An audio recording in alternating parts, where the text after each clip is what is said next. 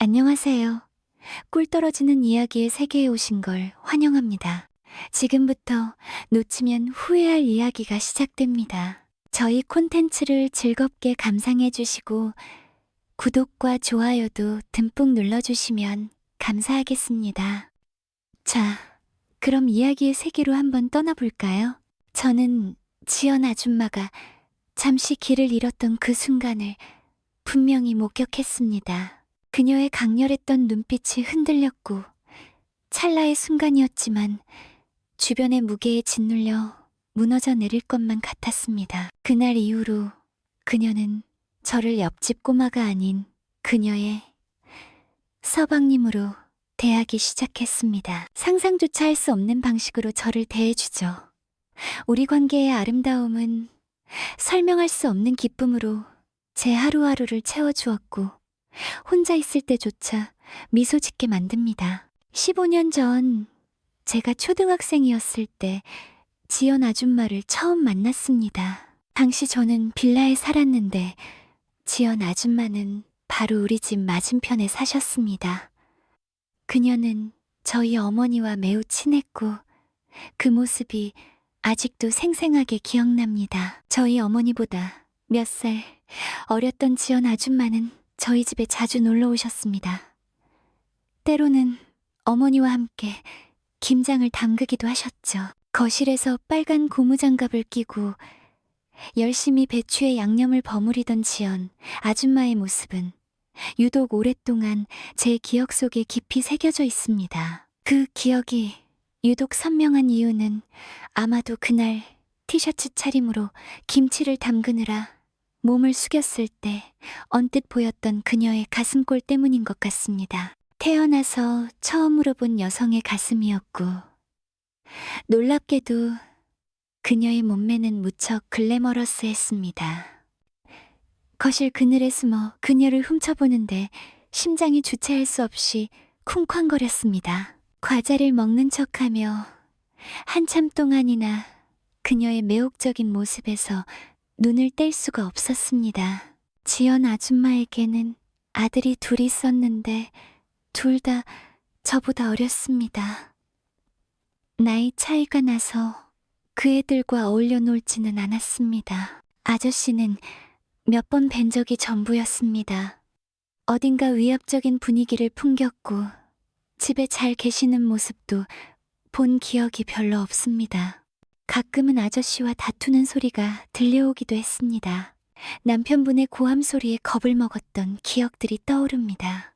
그렇게 심하게 다툰 다음 날 아침이면 아줌마는 저희 어머니에게 하소연이라도 하려는 듯 저희 집으로 찾아오곤 했습니다. 밤새 울며 뒤척였는지 잠옷바람으로 퉁퉁 부은 눈과 초췌한 얼굴로 달려오곤 했는데 이상하게도 그 표정이 제게는 어딘가 매력적으로 보였습니다. 정말 그랬습니다. 지연 아줌마는 평소에도 화장을 짙게 하고 옷차림도 노출이 있는 편이었습니다. 솔직히 어린 제가 보기에도 지연 아줌마는 얌전하거나 조신한 타입과는 거리가 멀었습니다. 어린 시절 제 기억 속 지연 아줌마는 그만큼 강렬한 인상으로 남아 있습니다. 저는 어렸을 때, 특히 초등학생 때는 키도 작고 체구도 왜소했습니다. 저희 집안 남자들이 보통 성장이 늦은 편입니다. 지연 아줌마는 저를 보면 귀요미라 부르며 볼을 꼬집거나 머리를 쓰다듬어 주시곤 했습니다. 아줌마에게 다가가면 진한 화장품 냄새가 확 풍겨왔는데 그 냄새에 묘한 기분이 들곤 했습니다. 저희 어머니에게서는 한 번도 맡아본 적 없는 강렬한 화장품 냄새였죠. 그렇게 몇 년간 이웃으로 가깝게 지내다가 동네가 재개발에 들어가면서 이사를 가게 되었습니다. 저희 집은 그 동네에서 멀지 않은 곳으로 이사했지만 아줌마네는 좀 더 먼 곳으로 이사한 것 같았습니다. 그렇게 어머니와 지연 아줌마는 서서히 멀어진 것 같습니다. 그렇게 지연 아줌마는 제 기억 속에서 점차 잊혀갔습니다. 저는 새로운 동네에서 고등학교를 졸업했습니다. 대학교에 갈 준비를 하던 무렵 그 동네에 있는 아파트로 이사했습니다. 빌라에서만 살다가 새로 온 아파트가 꽤 마음에 들었습니다. 제게는 니살타올의 누나가 있습니다. 그 집 빌라에 살 때는 제가 항상 작은 방을 써야 했고 누나는 큰 방을 차지했는데 그게 참 불만이었습니다. 아파트로 이사 오니 제 방도 누나 방만큼이나 넓고 좋아서 정말 만족스러웠습니다. 누가 더 좋은 방을 쓸 거냐고 다투던 일도 이제는 그저 추억이 되었죠. 누나가 결혼한 지 좀 되어서 집에 잘 오지 않습니다. 그래서 누나 방은 창고나 옷방처럼 쓰이고 있습니다. 사실 이름만 여자였지 저에게는 남자 없는 형이나 다름없었거든요. 그래서 그녀를 데려가준 매형에게 늘 감사하고 있습니다. 어느덧 시간이 흘러 저는 20대 후반이 되었고 최근에 취직해서 바쁜 나날을 보내고 있었습니다. 몇 년 동안 공무원 시험에 매달렸지만 결정적인 실수로 번번이 고배를 마셨습니다. 30살까지는 공무원 시험에 매달려 볼 생각이었습니다. 아버지께서 굳이 그 길이 아니어도 괜찮으니 공부에만 청춘을 낭비하지 말라고 하셨습니다. 그래서 몇 년간 붙잡고 있던 공부를 그만두었습니다. 그 후로 여기저기 면접을 보러 다녔습니다. 다행히도 그리 오래지 않아 괜찮은 회사에 취직할 수 있었습니다. 어느 주말 거실로 나갔는데 어머니께서 잔뜩 신이 난 목소리로 한창 통화를 하고 계셨습니다. 토요일 아침 늦잠을 자고 있었는데 어머니께서 전화 통화를 하며 몹시 들떠있는 목소리에 잠이 깼습니다. 통화는 30분 넘게 이어졌습니다. 어머니는 평소에 긴 통화를 하는 분이 아니셔서 저는 상대방이 누구인지 궁금해졌습니다. 어머니께서 전화를 끊으신 후 저는 거실로 나가 그렇게 즐겁게 통화한 상대가 누구냐고 여쭤봤습니다. 어머니는 제게 오래전 우리 맞은편에 살았던 지연 아줌마를 기억하냐고 물으셨습니다. 오랜만에 아줌마와 연락이 닿았다고 하시며 점심쯤에 집에 오시기로 했다고 말씀하셨습니다. 몇 년 만에 처음으로 지연 아줌마라는 이름이 귓가에 맴돌았습니다. 잊고 지냈지만 어쩐지 잊을 수 없는 사람이었습니다. 김장을 담그시던 아줌마의 가슴골을 훔쳐보았던 기억과 잠옷차림으로 저희 집에 찾아와 어머니와 이야기 나누던 모습 이런 장면들이 제 기억 속에 선명하게 새겨져 있었습니다. 친구들과의 오후 약속에 나가려던 참에 문득 이런 생각이 들었습니다. 나가기 전에 먼저 얼굴을 뵙고 가야겠다. 시간이 많이 흘러서 그녀가 어떻게 변했을지 궁금해졌습니다. 정오가 가까워질 무렵 드디어 지연 아줌마가 저희 집에 오셨습니다. 여전히 짙은 화장을 하고 계셨고 기억보다 훨씬 아담해진 모습에 놀랐습니다. 하지만 매혹적인 화장품 향기와 몸에 딱 붙는 옷차림은 여전했습니다. 얼굴에는 세월의 흔적이 엿보였지만 나이 든 아줌마에게서는 오히려 더 거부할 수 없는 훨씬 더 매혹적인 분위기가 풍겼습니다. 이제는 제가 키가 훌쩍 커서 함께 서 있으니 그녀의 가슴골이 언뜻 보였습니다. 그 순간 예전에 몰래 훔쳐봤던 그 느낌이 되살아나면서 약간의 민망함이 밀려왔습니다. 저를 보자 아줌마는 깜짝 놀란 표정을 지으시더니 이렇게 다 컸냐며 반갑게 안아주셨습니다. 어릴 때처럼 장난스럽게 볼을 꼬집으며 딸이 있었으면 사위 삼고 싶을 만큼 듬직해졌다고 놀리셨습니다. 아줌마 기분 좋으시라고 길에서 뒷모습만 보면 쫓아가서 번호를 물어봤을 거라고 칭찬을 건넸습니다. 어머니는 아줌마를 보자 무척 반가우셨는지 현관까지 나가 따뜻하게 맞아주셨습니다. 어머니와 아줌마는 거실에 자리를 잡고 즐겁게 이야기를 나누셨습니다. 그 모습은 어린 시절의 먼 옛날 기억을 떠오르게 했습니다. 저는 자주 놀러 오시라는 인사를 남기고 친구들을 만나러 밖으로 나갔습니다. 친구들과 웃고 떠들며 술잔을 기울이는 와중에도 아줌마가 머릿속에서 떠나지 않았습니다. 그 즐거운 자리에 초대받지 않은 손님처럼 말이죠. 아마 향수에 젖은 탓이겠지만 그녀의 모습에서 예기치 못한 매력을 느꼈고 그게 저를 당황하게 했습니다. 그녀에게는 연상의 여자에게서만 느낄 수 있는 특유의 분위기와 연륜이 있었습니다. 대학 시절 몇 번 연애를 해보기는 했지만 최근에는 여자와 이렇다 할 관계가 없었던 탓에 성적인 욕구불만이 쌓여 있었습니다. 몇 년 동안 연애는 뒷전으로 미뤄두고 공무원 시험 공부에만 매달렸던 탓도 클 것입니다. 그런 와중에 아줌마의 재등장은 잠자고 있던 나의 욕망을 일깨우기에 충분했습니다. 집에 돌아와 어머니께 듣자 하니 아줌마는 남편과 헤어지고 지금은 혼자 살고 있다고 했습니다. 두 아들은 군 복무 중이었습니다. 그녀는 작은 가죽 공방을 맡아 혼자서 운영하고 있었습니다.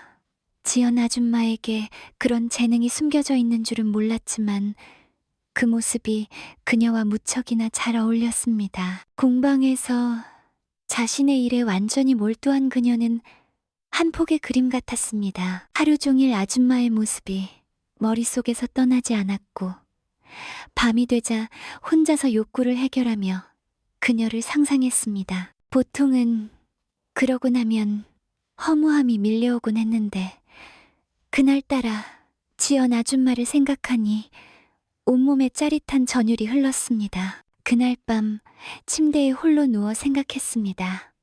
지연 아줌마와 관계를 맺고 싶다고. 그 순간부터 제 하루하루는 지연 아줌마가 언제쯤 다시 우리 집에 오실까 하는 기대로 가득 찼습니다. 하지만 아줌마는 꽤 오랫동안 저희 집에 오시지 않았습니다. 그녀를 꿈꾸며 지새우는 외로운 밤은 끝없이 길어졌고 시간이 흐를수록 제 마음은 더욱 깊어지는 갈망으로 아파왔습니다. 한 달쯤 지났을 때 아줌마가 다시 저희 집에 오셨습니다. 저는 이 순간을 놓치지 않고 아무렇지 않은 척 그녀의 공방 위치를 물었습니다. 어머니가 계신 집 밖에서 그녀와 기회를 만드는 것이 더 수월할 거라 생각했습니다. 아줌마는 제게 가죽 공예 같은 것에 관심이 있냐고 물으며 배우고 싶으면 언제든 찾아오라며 선뜻 주소를 알려주셨습니다. 일주일 뒤 저는 그녀의 공방을 찾아갔습니다. 경기도의 한적한 동네에 자리 잡은 아줌마의 공방은 전면이 통유리로 되어 있어 밖에서도 아니 훤히 들여다 보였습니다. 오후의 햇살이 창문으로 스며들고 있었고 그녀는 공방에서 홀로 무언가를 만들고 있었습니다. 작업복으로 보이는 옷 위에 예쁜 앞치마를 두르고 무언가를 만드는 그녀를 보니 아름다움과 매력이 뒤섞여 심장이 주체할 수 없이 쿵쾅거렸습니다. 안으로 들어서며 제가 왔다는 것을 확실히 알렸습니다. 제가 공방에 도착하자 아줌마는 정말로 올 줄은 몰랐다며 기쁜 얼굴로 반겨주셨습니다. 저는 그저 지나가는 길이었는데 마침 공방 근처라 한번 들러봤다고 말했습니다. 그리고 저녁 식사를 함께 하자고 제안했습니다. 그 순간 저는 장난스러운 농담을 참을 수 없었습니다. 일에 몰두하는 모습이 너무 멋져서 조심하지 않으면 반해버릴 것 같다고 툭 던졌습니다. 제 농담에 아줌마는 제 볼을 사랑스럽게 꼬집으며 젊은 남자와 데이트하는 것도 좋겠지만 어릴 적 제 모습이 눈에 선해서 사귀는 건 좀 힘들겠다고 장난스럽게 받아쳤습니다. 아줌마는 오늘 끝내야 할 일이 딱 하나 남았다며 1시간 정도만 기다려 달라고 했습니다. 저는 아줌마가 건네준 커피를 마시며 일에 몰두하는 그녀의 모습을 쳐다봤습니다. 제 기억 속 그녀는 그저 약간 해프고야한 느낌의 아줌마일 뿐이었습니다. 하지만 일에 열중하는 그녀를 보니 또 다른 모습이었습니다. 굉장히 아름다워 보였고 어딘가 멋있다는 생각마저 들었습니다. 당장이라도 덮치고 싶은 욕망이 속에서 들끓었지만 인내심을 갖고 때를 기다리며 꾹 참았습니다. 어느 정도 시간이 흐르자 아줌마는 일이 끝났다며 저녁을 먹으러 나가자고 했다.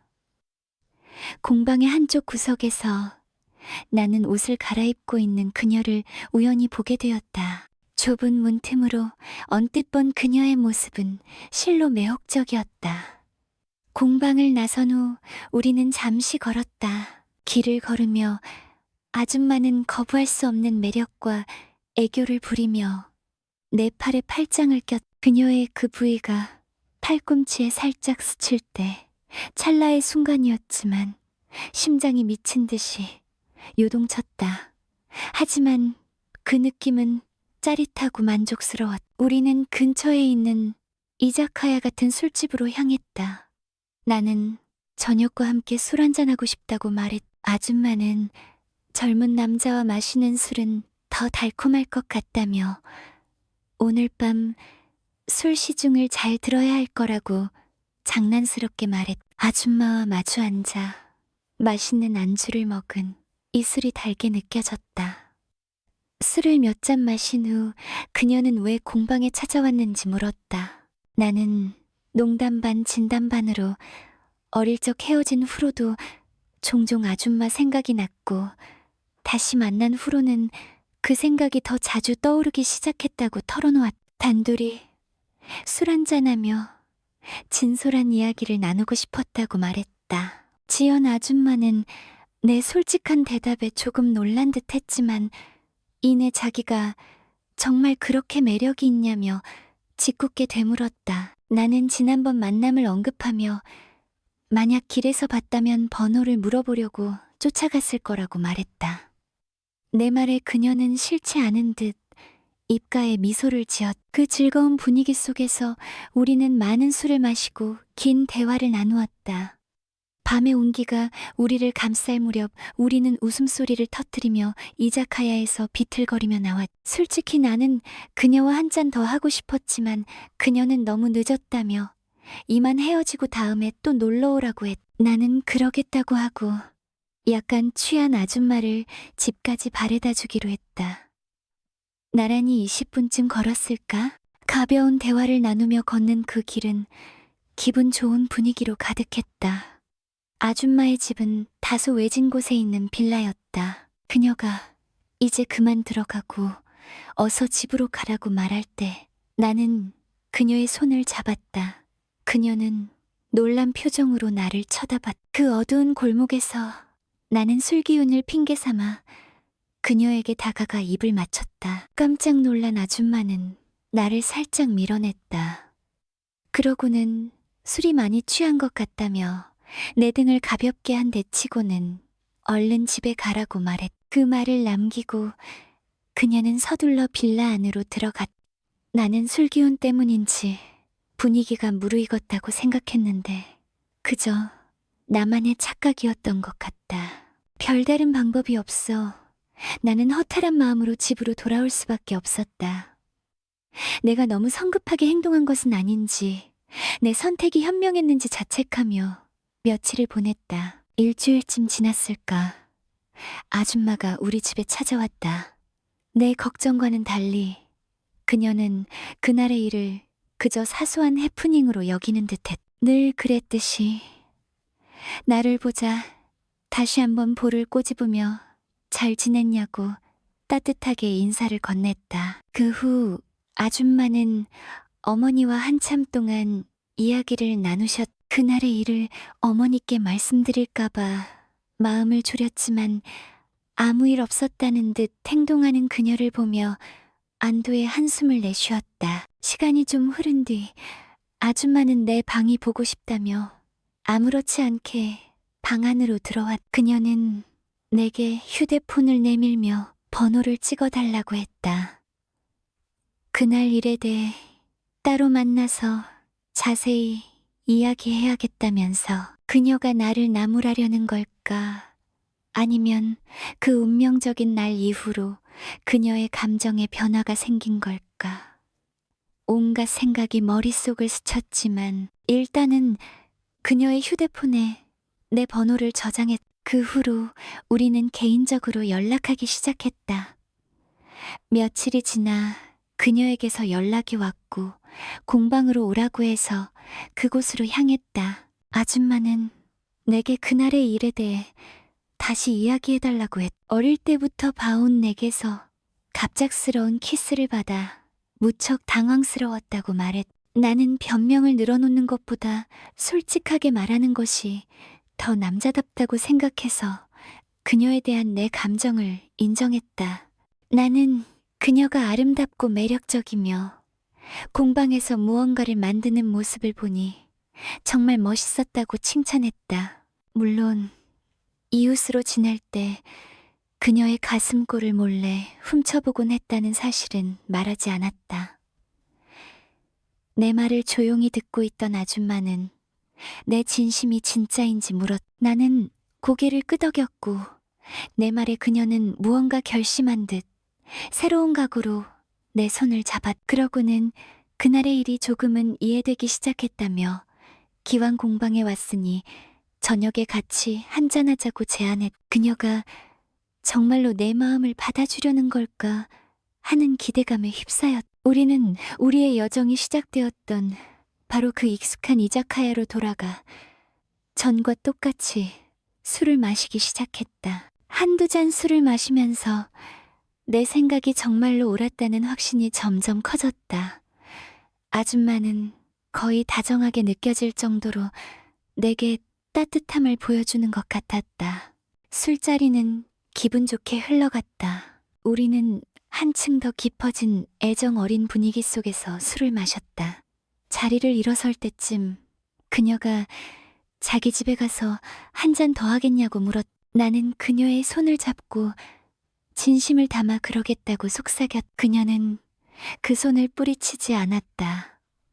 술기운 때문인지 내 손길 때문인지 살짝 상기된 그녀의 볼은 참으로 예쁘고 사랑스러웠. 그렇게 나는 그 운명적인 날 그녀의 빌라에 발을 들여놓게 되었. 사실 술을 한 잔 더 하자는 제안은 그저 핑계에 불과했. 집 안으로 들어서자마자 마치 약속이라도 한 듯 우리는 주위의 공기를 달굴 듯한 격렬한 키스를 시작으로 서로를 탐하기 시작했다.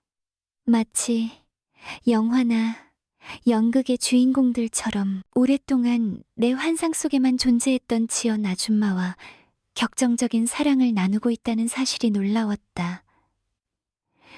그 결과 내 안의 격렬함은 오직 더 깊어지기만 한 것 같. 우리의 은밀한 교감 속에서 나는 분명히 알게 되었. 지연 아줌마가 정신을 잃는 듯 보였던 그 순간 눈에 흰자위가 보이는 듯 하더니 찰나의 순간 그녀는 의식을 놓는 것 같았다. 아마 한창 때의 나를 그녀가 온전히 받아들이기에는 조금 벅찼던 모양이다. 그렇게 우리는 열정적으로 뒤엉켜 더할 나위 없이 황홀한 순간을 만끽했다. 그날 이후로 아줌마는 더 이상 나를 그저 옆집 꼬마로 대하지 않았다.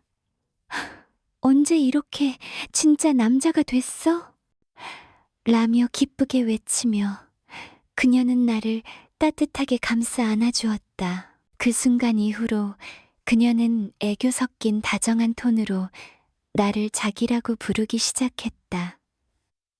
때로는 여보나 서방님이라고 부르기도 했다. 그 애정 어린 호칭들은 내게 짜릿한 전율과 특별한 희열을 느끼게 한다. 물론 긍정적인 의미로 말이다. 내가 쉬는 날이면 나는 그녀의 공방을 찾고 그곳에서 우리는 함께 열정을 불태운다. 틈이 날 때마다 우리는 공방의 작은 방, 그 아늑한 공간으로 들어가 사랑을 나눈다. 아줌마와 나누는 이 관계는 상상도 못했던 짜릿함과 기쁨으로 내 삶을 채워준다. 정말로 우리의 은밀한 순간 속에서도 그녀는 잠시 길을 잃을 때가 있다. 아마 그 결과로 그녀는 결국 우리 관계에서 더 주도적인 역할을 맡게 되었. 얼마 전 내 생일에는 그녀가 고급 가죽으로 직접 지갑을 만들어 정성껏 선물해 주었. 그 경험은 더할 나위 없이 감격스러웠고 나는 완전히 그 선물에 매료되었. 고마운 마음에 그녀가 너무나 사랑스러워 보여. 그날 나는 아낌없이 사랑을 퍼부어 주었다. 이 관계가 얼마나 계속될지는 미지수지만 나는 시간이 허락하는 한 그녀를 깊이 사랑할 생각이다.